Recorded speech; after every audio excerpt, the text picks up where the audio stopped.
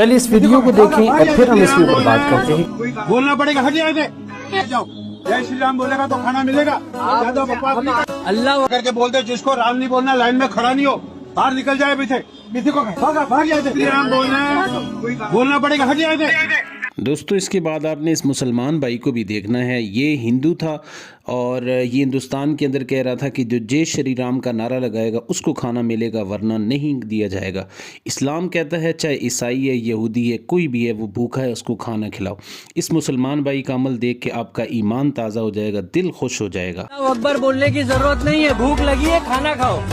क्या नाम है तुम्हारा? शरण भाई। हाँ बिंदास खाओ। क्या नाम है? दोस्तों यहाँ पे देखें मुसलमान भाई कह रहे हैं जो अल्लाह अकबर कहता है उसको भी, जो नहीं कहता उसको भी खाना दिया जाएगा। अगर इस भाई की वीडियो आपको अच्छी लगी तो इसको लाइक करें, कमेंट करें, शेयर करें और अपने तमाम मुसलमानों को ज़रूर